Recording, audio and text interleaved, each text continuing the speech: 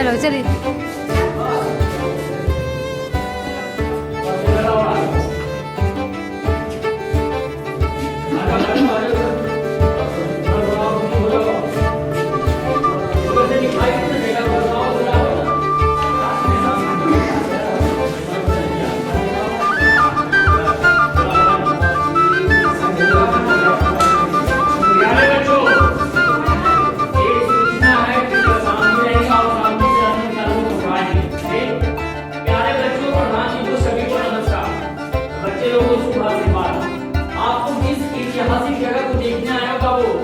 ये जगह का नाम बोला जाता है सोन भंडार, लेकिन टूरिस्ट लोग जब आते हैं तो कहते हैं कि सोना का भंडार है।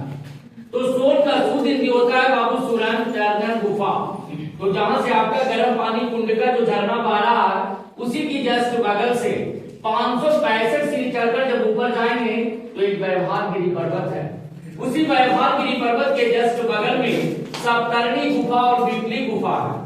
तो जब भगवान बुद्ध को कुशीनगर में मृत्यु हुआ था तो 3 महीने के बाद 500 बौद्ध भिक्षुओं के साथ प्रथम बौद्ध संगीति सभा राजगीर सप्तर्णी गुफा के ऊपर में हुआ था और बौद्धों का धार्मिक पुस्तक लिखा गया था। सुपिटक विनय पिटक अभिधम मतलब त्रिपिटक की रचना मुनि कैसर जी के द्वारा किया गया था। तो उन गुफाओं से लेकर इन गुफाओं का अंडरग्राउंड संबंध रास्ता बताया गया है। तो इसी दरवाजे के पीछे बताया जाता है कि जैन मुनि गौतम स्वामी तपस्या करते थे।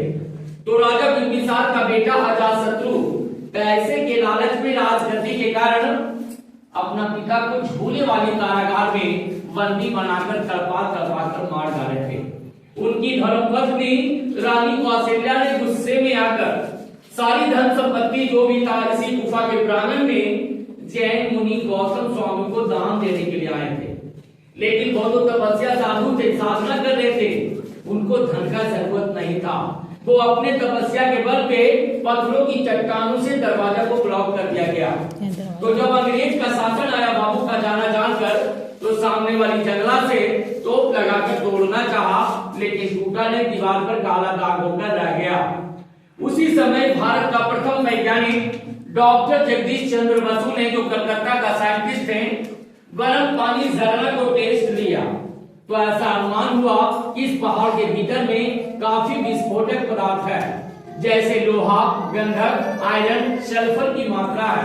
अगर इसे छेड़छाड़ करेगा तो ज्वालामुखी फटेगा, आग लगने की भय थी और गर्म पानी का झरना जब बंद हो जाता बाबू तो राजगीर का एरिया भी नष्ट होता और देश विदेश से जो डॉलर आ रहा इसी गर्म पानी की वजह से आ रहा। इसी कारण से ब्रिटिश गवर्नमेंट 1904-05 में ऐसा कानून पारित किया गया कि जो धर्म स्थल को नष्ट करेंगे उसे कड़ी से कड़ी सजा मिलेगा, नहीं तो 5000 रुपया का जुर्माना देना पड़ेगा। इसी कारण से ब्रिटिश गवर्नमेंट इसे राज का राज्य रहने दिया। तो मुनि भैरव देव साधु ने क्या किया, ये दरवाजा खुलने का एक दीवार पर शंख लिपि मंत्र लिख दिया कि जो भी शंख लिपि को पढ़ जाएंगे आप लोग की दरवाजा खुल जाएगा।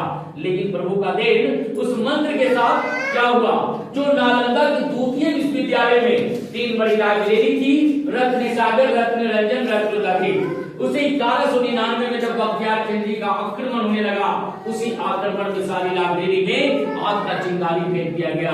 तो 6 माह तक इसकी पुस्तक जलते रहा। जब पुस्तक ही जल गया बाबू तो दरवाजा खुलने का सवाल कहां से निकला। इसी कारण से कुल सिमसिम वन सिमसिम का कोड भाषा में रह गया। तो राजा बिंबिसार का बेटा अजातशत्रु राज किया। अजातशत्रु का बेटा उद्यान यहाँ से राजधानी उठाकर पाटलिपुत्रा में बसा दिया गया। तो कालांतर में जगह खाली पड़ गया। यानी आफ्टर क्राइस्ट 1700 साल पूर्व मुनि भैरव देव साधु ने पहाड़ काटकर 2 गुफाओं का निर्माण किया और दोनों गुफाओं के आगे लेफ्ट राइट साइड पिलर, छज्जेदार मंडप जो सभा मीटिंग होता था, लेकिन 1934 में जहां भूकंप में टूट गया। तो चलेंगे, मैं मंदिर दिखाऊंगा, पीछे चलेंगे बेटा, और उसके बाद बगल वाली गुफा में चलेंगे। चलिए चलिए बाहर चलिए, मंदिर देख लीजिए। आइए भगवान दिखाओ बेटा, देखो ये मंदिर दिखाई दे रहा है बाबू, ये शंख लिपि मंत्र है। इसी मंत्र के बारे में मैंने अभी बता रहा था।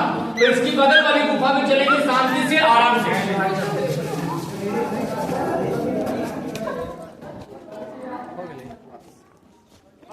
अब हमें कुछ बोल दिखाते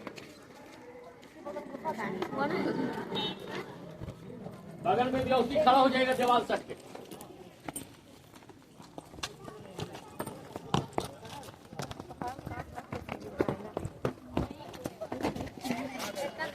ये डबल स्टोरी है बाबू, देखते आना, एक पत्थर का और एक ईंटे का।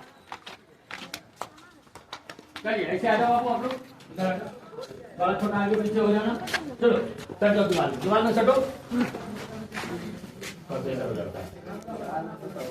चलो बाबू इधर सट जाओ।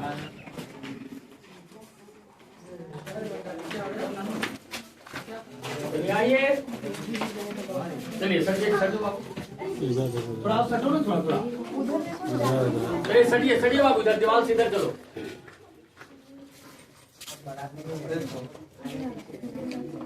सामने चले जाइए,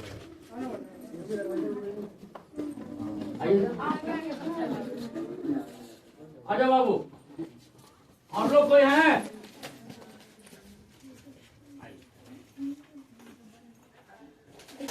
तो ये गुफा जो देख रहा है बाबू, ये पूर्वी गुफा है। ये जंगल झाड़ी माटी में ढका हुआ था।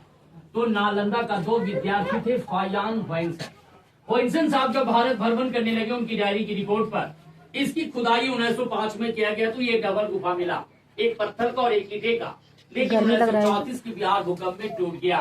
जब इसकी पत्थर बाहर किया गया तो ऊपर से 1 करोड़ भगवान विष्णु का भी प्रतिमा मिला। वो अष्ट धातु का काला प्रतिमा था, उसे निकालकर दिल्ली म्यूजियम की संग्रहालय में रखा गया। बस ऐसे हो जाएंगे सर बाबू। ये दीवारों पर जो प्रतिमा देख रहा है बाबू, तो जैन धर्म गुप्ता काल पीरियड में एक धर्म से 2 धर्मों को मानते थे, दिगंबर और पीताम्बर, लोग सीताम्बर भी बोलते हैं। जैसे में 24वें तीर्थंकर भगवान महावीर स्वामी जो कल्प वृक्ष के पास तपस्या किए थे, उनका प्रतिमा बनाया गया। 23वें तीर्थंकर भगवान पारसनाथ, दूसरी तीर्थंकर आदित्यनाथ, छठे तीर्थंकर पदम प्रभु, नेमिनाथ और महावीर स्वामी का प्रतिमा मिला। ये भी बख्तियार खिलजी ने नष्ट कर दिया। तो पुराना राजगीर आपका बसाया गया बस स्टैंड के पास, जो अजातशत्रु किला मैदान के नाम से जाना जाता है। तो आखिरी क्वेश्चन है बाबू, राजगीर का ओल्ड नाम बोला गया गृहवर्ष। गिरी का मतलब होता है पहाड़, वर्ष विश्वासी। तो राजगीर 5 पर्वतों से घिरा हुआ है बाबू। प्रथम आपका हो गया विपलाचल, दूसरा रत्नागिरी, तीसरा उदयगिरी, चौथा सोनागिरी और 5वां व्यवहारगिरी। ये 5 पहाड़ों से राजगीर घिरा हुआ है। इसमें सोना चांदी रहता तो अंग्रेज सरकार इतना बेवकूफ नहीं था, गया से कोडरमा रेलवे लाइन बिछाया, 7 पहाड़ काट कर बम्बे बिछाया। तो ये पहाड़ काटने में क्या था, और नोटिस बोर्ड पर साफ लिख देता स्वर्ण भंडार, लेकिन सोन भंडार लिखा। तो ये कहानी है बाबू। और मैं प्राइवेट गाइड, मेरा नाम शुभ रविशंकर उपाध्याय, टूरिस्ट गाइड राजगीर, आप लोग को सेवा देकर परिवार का बोझ उठाता हूँ बाबू। आप लोग से मदद का आशा है, तो जिसको जैसा सलाह दिया भगवान, अपने अपने हाथों से गाइड को मदद करेंगे। बोलिए सरस्वती माता की जय। कैसा लगा बेटा? इसे मैं एक बार ताली मार दो।